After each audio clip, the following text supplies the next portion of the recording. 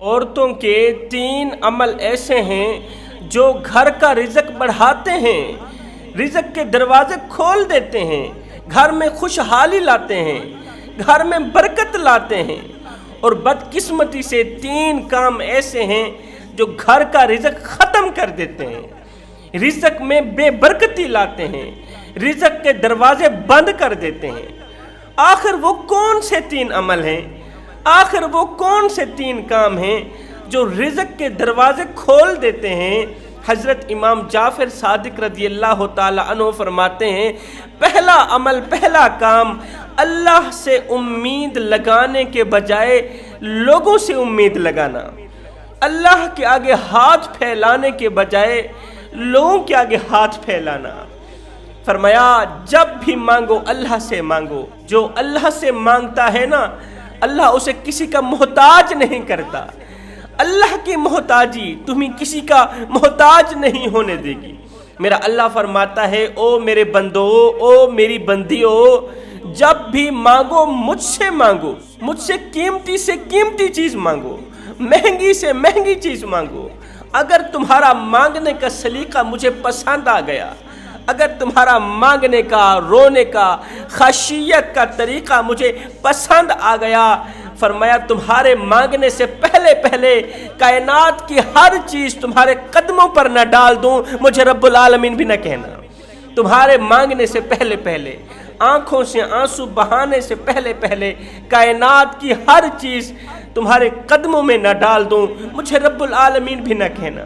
ایک بار میری طرف آؤ تو صحیح، میری محبت کی دہلیز پر قدم رکھ کر تو دیکھو، اوے مجھ سے صلح کر کے تو دیکھو۔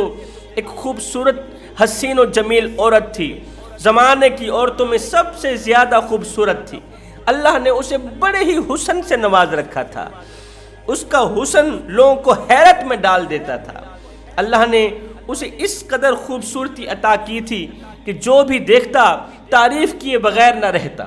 اللہ اکبر، وہ جس قدر خوبصورت تھی اس سے کہیں زیادہ وہ نیک سیرت بھی تھی۔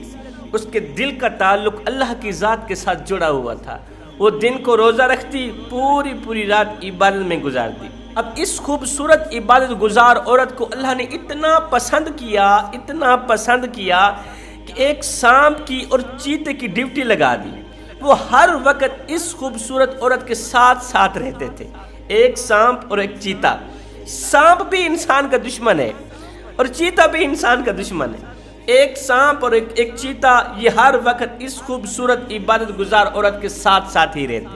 کوئی احمق، کوئی بد نظرہ اگر اس عورت کی طرف آتا، کوئی بھی گندا انسان اس عورت کی طرف آتا، بد نیتی سے اس عورت کی طرف آتا، تو یہ سانپ اور یہ چیتا اسے چیر پھاڑ کر کاٹ دیتے، ختم کر دیتے، مار دیتے۔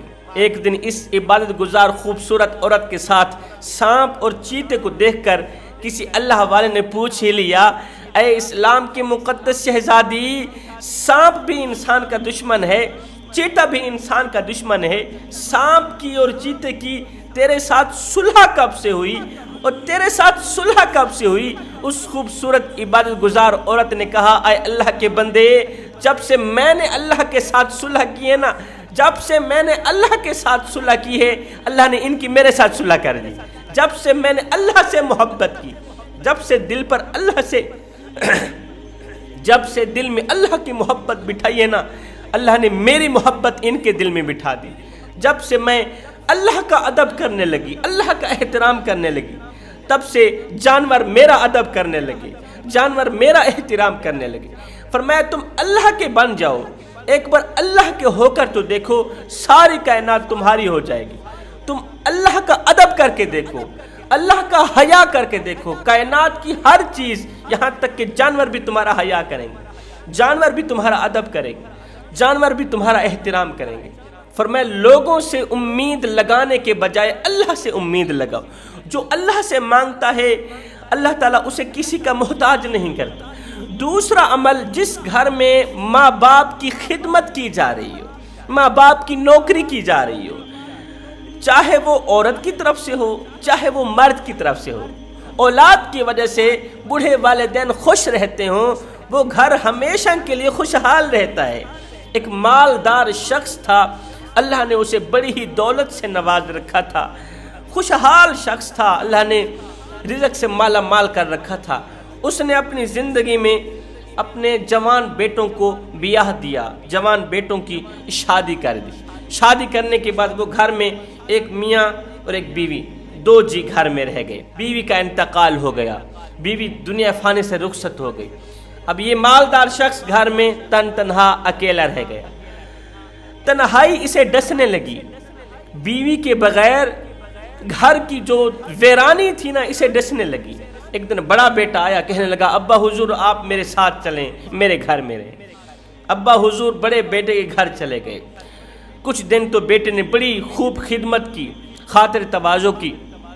کچھ دن گزرنے کے بعد خدمت میں کمی ہونے لگی۔ یہ بڑا باپ بھی جانے لگا کہ بیٹا مجھے آہستہ آہستہ اگنور کر رہا ہے۔ ایک دن نوجوان بیٹے کی بیوی نے کہا کہ میں آپ کے اس بڈھے بابے سے تنگ آ گئی ہوں، یہ کھانستا ہے، جراثیمیں پھیلتی ہیں، یہ کھانستا ہے، کورونا پھیلتا ہے، یا تو اسے اپنے گھر میں رکھو یا پھر مجھے رکھو، یا باپ کو اپنے گھر میں رکھو یا اپنی بیوی کو اپنے گھر میں رکھو۔ اس کے دونوں کان کھڑے ہو گئے، یہ کیا کہہ رہی ہو؟ کافی سمجھایا، کافی پڑھایا، کافی سمجھانے کے بعد، کافی بحث مباحثہ کرنے کے بعد فیصلہ یہ ہوا کہ اوپر جو اکیلا مکان ہے، گندا سا مکان ہے، اس کی صفائی ستھرائی کرتے ہیں، بوڑھے باپ کو وہاں منتقل کرتے ہیں، کیونکہ بیوی خوبصورت تھی اور یہ نوجوان بیوی کو چھوڑ نہیں سکتا تھا، بیوی سے محبت کیا کرتا تھا۔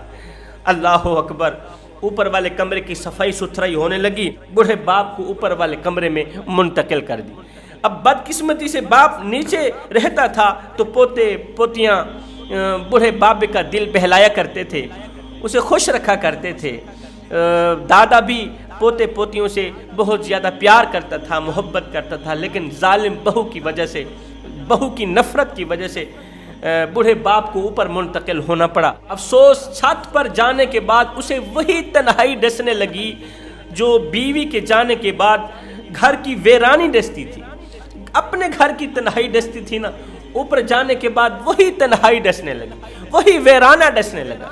اب یہ سوچتا تھا کہ آخر میں نے اپنے بیٹے کا کیا بگاڑا ہے۔ یہی سوچ اس کے اندر کو کھوکھلا کر رہی تھی کہ میں نے اپنے بیٹے کا کیا بگاڑا۔ اپنے منہ سے نوالا نکالتا رہا، بیٹے کے منہ میں ڈالتا رہا، اپنی رگوں سے خون نکالتا رہا، بیٹے کی رگوں میں ڈالتا رہا۔